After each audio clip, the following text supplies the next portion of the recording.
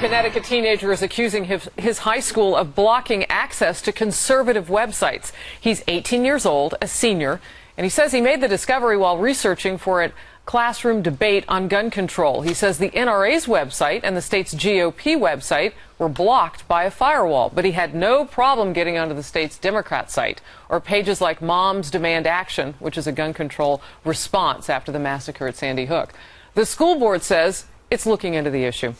Eric, he could be an investigative reporter. I mean, he had evidence. He took pictures of the sites that were blocked, those that were open. Is he making too much of it? No. I think that's what school's all about, getting both sides of the story, allowing kids, teaching kids to give them the basis to make the decision for themselves. No, both sides need to be fair and balanced, open up both sides. But when he's done with the websites, he should have his parents take a look at the textbooks because they're even more biased than the one-sidedness in the websites. You know, the National Right to Life's website blocked. Sites for Planned Parenthood and Pro-Choice America accessible. Christianity.com and the Vatican's website blocked. But IslamGuide.com accessible. Kirsten, what's your response to this? It's so unbelievable. It's the fact that the school hasn't just said flat out this isn't true leads me to believe that this kid is telling the truth, right? Because they would just say, well, we went on the websites and we were able to get to everything. And the idea of somebody actually sitting and taking the time to block these things is pretty incredible. Well, they say that they hired a filtering website company to do this for them. And they're looking into how they filter. Would filter all those things, though. Someone would have to manually do that, wouldn't they? It also said the Blaze.com was blocked. The Blaze reached out to the superintendent, and the superintendent says that we're aware of it. Student brought it to our attention, that we're immediately looking into it, and the district leadership's following up on it. But Kirsten, to your point, there was no denial that this was happening. The superintendent didn't say, oh, I jumped on a computer and I was able to access these websites just fine.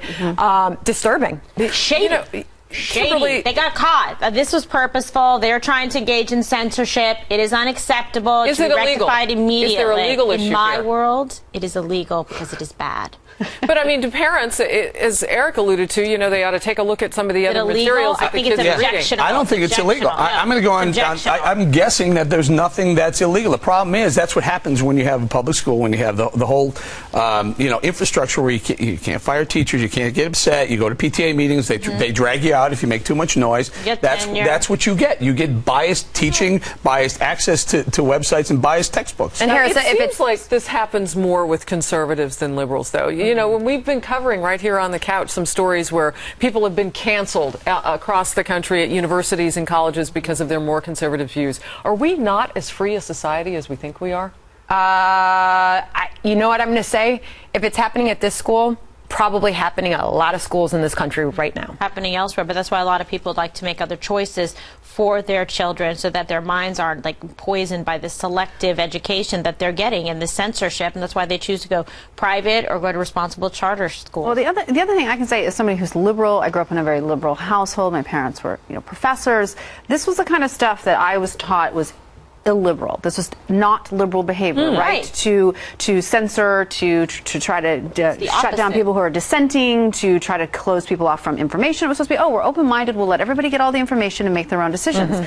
And yet we do keep hearing over and over these stories where it is the liberals who are shutting down just even access to information. I mean, this is just somebody. And kudos to the kid for coming forward. Yeah. And things that you will learn from Kirsten Powers, the word illiberal. Illiberal. Something that I had not even heard. Not unlike illogical. Did you teach that word to Bill O'Reilly? All right. I will. Okay, so